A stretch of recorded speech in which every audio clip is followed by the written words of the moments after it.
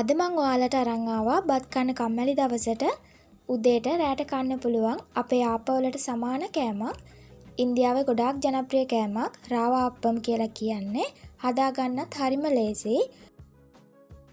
මම මෙතන දාලා තියෙනවා අවශ්‍ය ද්‍රව්‍ය ටිකයි ප්‍රමාණයන් ටිකයි. බලමු කොහොමද හදාගන්නේ කියලා. රුලන් කෝප්පයක් අරගන්න.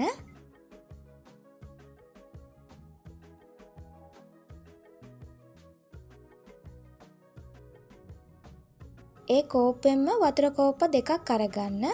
මද රස්නේ වතුර අරගන්න. චූටි බබෙකුට බොන්න පුළුවන් ගාන තමයි තියෙන්න ඕනි. ඊට්ස් තේ හැන්දක් එකතු කරගන්න. සීනි මේස හැඳි 3ක් එකතු කරන්න.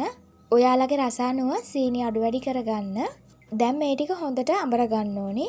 විනාඩි 2ක් 3ක් වගේ අඹර ගන්න. ඊට පස්සේ භාජනයකට දාගන්න. දැන් පැය භාගයක් වගේ පිපෙනකන් වහලා තියන්න ඕනේ.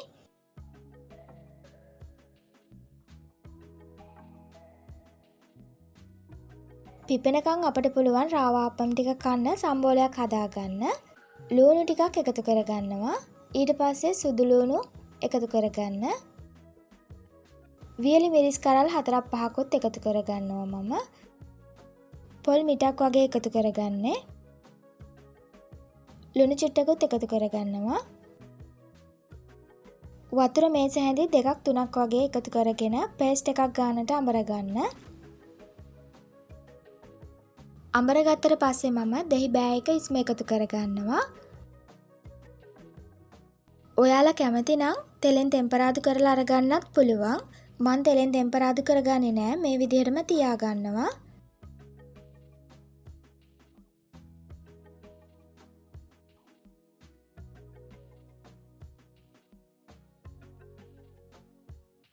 මේ තියෙන්නේ පැය භාගයකට පස්සේ.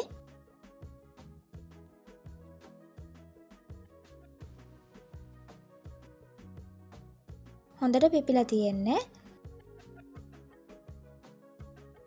දැන් මම ලුණු චුට්ටක් එකතු කරගන්නවා. හොඳට කලවම් කරගන්න.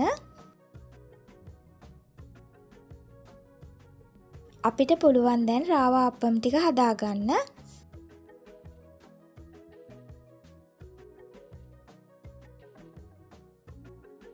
තැටියට තෙල් චුට්ටක් ගාලා අරගන්න. ඊට පස්සේ එක සමාන විදිහට රාවා අප්පම් ටික හදාගන්න.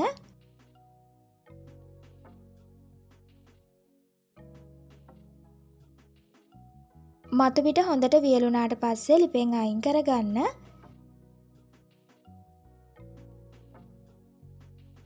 ඒ විදිහට රාවා අප්පම් ඔක්කොම ටික මම හදාගන්නවා.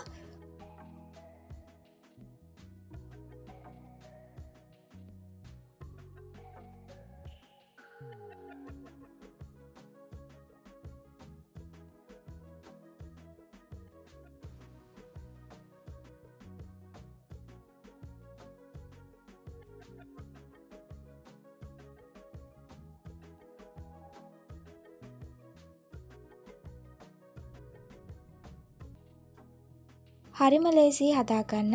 ගොඩ වෙලාවක් යන්නෙත් නෑ. උදේට රැට කන්න පුළුවන් පෝෂණීය ආහාරයක්. ඔයාලත් හදලා පවුලේ කට්ටියත් එක්ක රස බලන්න. අදට ගිහින් එන්නම්. සුබ දවසක් ඔයාලට.